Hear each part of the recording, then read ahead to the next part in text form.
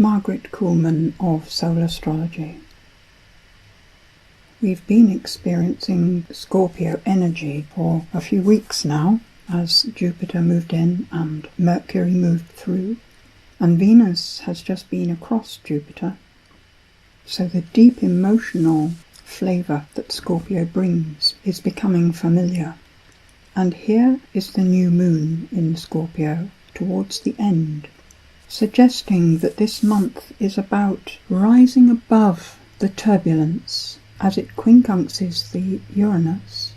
The viewpoint gives us more clarity about what has been happening. The trine to Chiron suggests that our focus is on the suffering world, including our own personal suffering world. And the clearer view. Saturn has just trined Uranus, bringing a stability amongst all that mental uncertainty that often characterises Sagittarius, because there are so many possibilities, so many answers, so many things to be considered, and all fit into the picture somehow.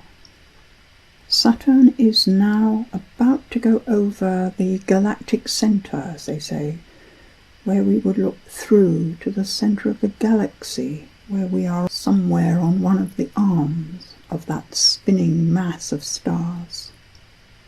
So it feels as though the view we are getting has to do with how it really is for us in the universe, the human species, our place in the wholeness of things.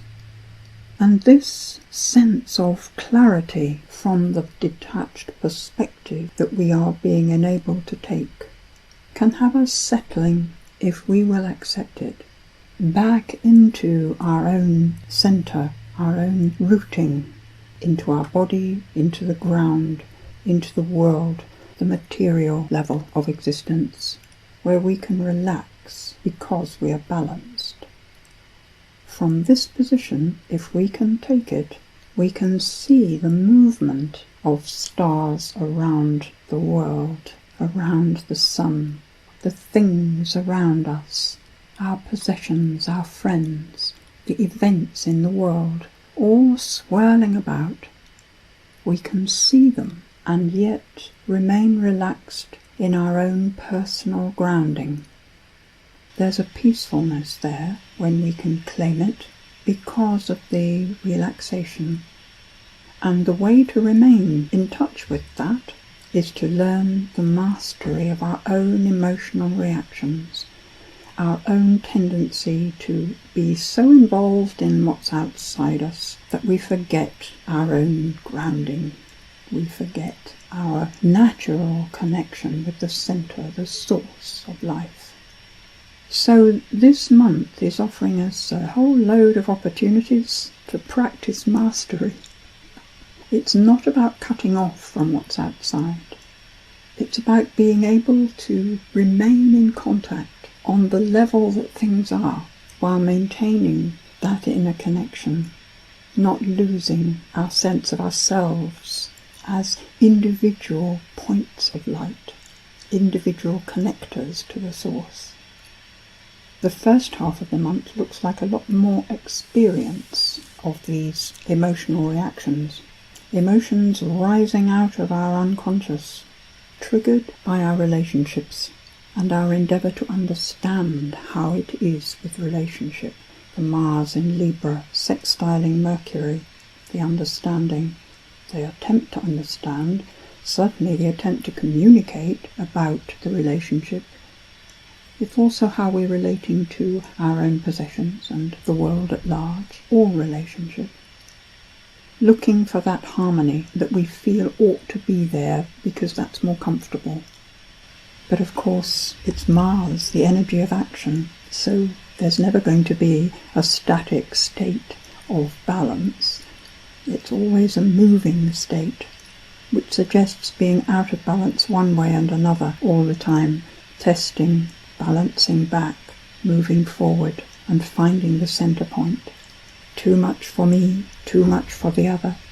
The ebb and flow between those positions. Jupiter going through Scorpio is bringing all this I've said a lot more about this in a post on my website, which I have called Extra, Jupiter in Scorpio. And Venus, showing that our desires for relating are coming from a deep, deep place of need, and trining Neptune, showing us that we are all one. There is plenty of love to go round. We're made of love, really. It's the spiritual input. This new moon chart particularly is showing that the energy, the desire to create the harmony, that is to say, to make things the way we want them to be as individuals, is squaring Pluto. And so we are going to be face up against potentially destructive impulses in relationship. And that's why the injunction to stay in close proximity to the turbulence is so important, so that we can go through the difficulty and come into the clearer waters beyond. With Saturn squaring the Chiron, it's very much the clashing rocks that the Argonauts had to go through to get home that seem completely impassable, that they will smash us to pieces. And it's holding to the principle of love, spiritual love, that brings us through. By the full moon, we find that Mercury has passed Saturn and stopped, and is about to retrograde, so retrograding right through the second half of this month. And in that stopped position, he's sitting on the Saturn, so involved in that trine to Uranus and square to Chiron.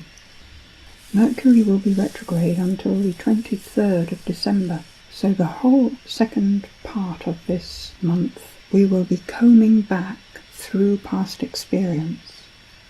As Saturn is about to go into his own sign, just before the Mercury goes direct again, it's the beginning of checking through that whole period of Saturn being in Sagittarius, which I have mentioned before. Saturn has been in Sagittarius from December 2014, so the whole of this period of time we've been learning about our core beliefs, the extent of our opinions and how they need changing, discovering our attitudes to things and to people, and always discovering these things in such a way that we can't escape from them. We can't ignore our own orientations. In the short term, from the full moon, we'll be checking what has happened in the first part of the month, and why did it happen. And it's important not to fall into thinking that we know absolutely any of this. As Mercury will retrograde, trine to Uranus and square to Chiron twice more, the 24th of November it goes forwards over that square, and on the 10th of December it retrogrades across it. And there will be one more occasion going forwards across that square just before it moves into Capricorn on the 10th of January. So it's a continuous process of gathering more understanding as we go. Jupiter continues to trine Neptune, so this whole month is blessed with spiritual input. It's there for our spiritual growth, and the full moon quincunxes the Jupiter, reminding us that it's our efforts to benefit others that benefit us most. Call in that spiritual healing for other people, and it will blast its way through your space, healing you on the way. The next new moon is the day after Saturn goes into Capricorn, bringing an entirely new flavour, more stable, more grounded, easier to see what needs to be done, and the impulse to get on and do it, easier to manifest. You will find more information in the letter posted on my website, and you can receive these letters automatically if you let me have your email address and ask for them.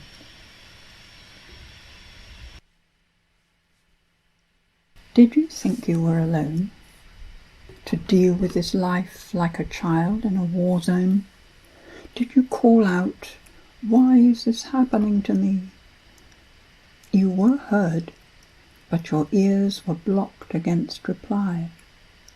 Instead, ask quietly, why is this happening to me? And the answer will come, quietly at first from the mountain top, then gathering force like an avalanche of snow, it will roar into your life. And you may go forward with conviction that you are part of this universe, not separate for a single moment from the love of which you are made.